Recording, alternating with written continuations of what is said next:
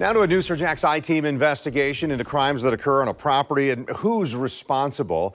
The criminal who carries out the act, the property owners themselves, both. It's something our viewers often comment on and question when crimes happen where they live, specifically apartment complexes. So I-TEAM investigator Marilyn Parker started digging through data and asking questions to address concerns of profit being put above safety.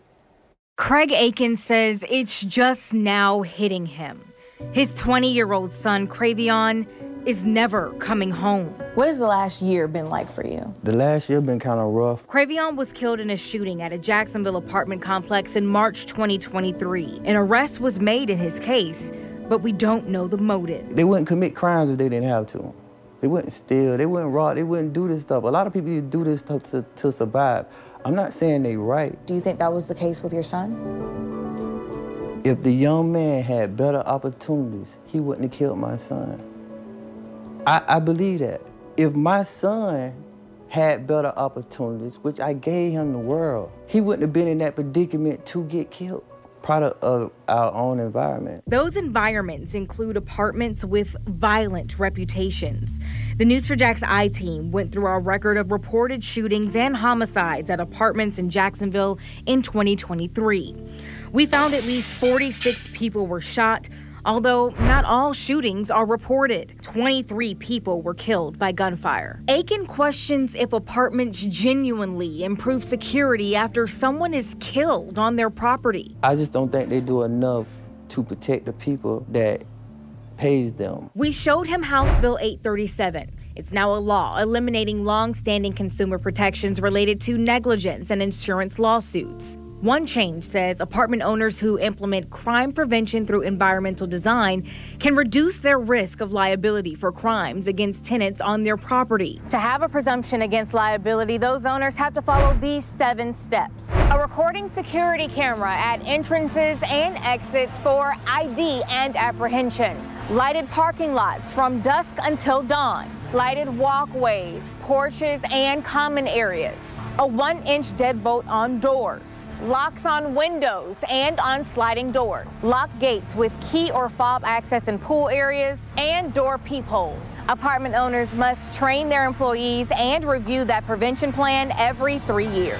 It's lip service, and it's not doing anything to keep the property safer. Todd Michaels is the president of the Florida Justice Association. He works to protect the rights of consumers and calls the bill a complete attack on crime victims designed to put insurance companies over people. He fought its passing in March, saying it takes away incentive for properties to provide security. People can come into court and say, well, we had a camera, it had broken, but we had it. You know, we had lights, but the lights were out.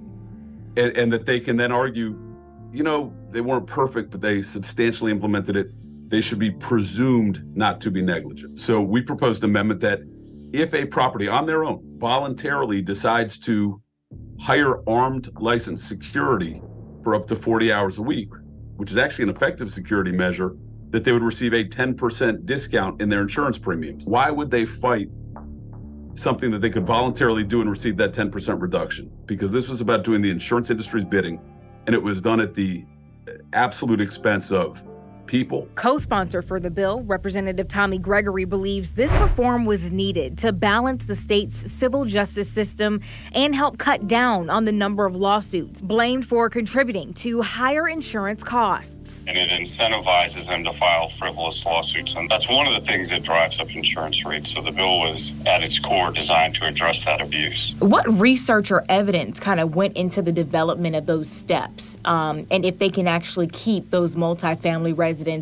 or apartments safe? It basically says if you exercise due diligence, you do what you should do in terms of best practices for the state of Florida, then you should get a presumption that you're doing the right thing to provide security. Gregory says he doesn't think they considered adding security guards to those steps and believes the steps are enough to keep people safe. He mentioned adding mandates like security guards will make housing unattainable and unaffordable for people. What would you say to the argument that the bill is an attack on crime victims and takes away incentives for property owners to provide adequate security? I would say that argument doesn't understand the facts of economics or law. Instead of suing the person that committed the crime, they would essentially just sue the closest rich person to them. They don't care about whether or not there's a security guard or lights or people. They don't care about any of that. Where that victim and that victim's family should be turning their anger and the frustration is towards the person who committed the murder. That brings us to Proteus Protective Services. This security company secures 10 apartment complexes throughout Jacksonville. The CEO, John Jaeger, tells me they pride themselves on developing relationships with the people they protect in order to keep the community safe. We deal with HUD properties. We deal with, properties in apartment complexes in tough neighborhoods and good neighborhoods. The goal is to create a relationship and work in the community with the folks so that they see us come on, they're not afraid. Has that approach made a difference, though? Oh, yeah. Oh, it's huge. We've had some incidents on properties where we were the trusted party. Proteus also works with the police, sometimes acting as a middleman to give them information. Depending on the apartment contract, the security company may not be on the property at all times. The security company does threat assessments of apartments, and they give recommendations on changes to make them safer. We had Jaeger review the 7 steps in the bill. Do you think that those steps could actually prevent the shootings from happening?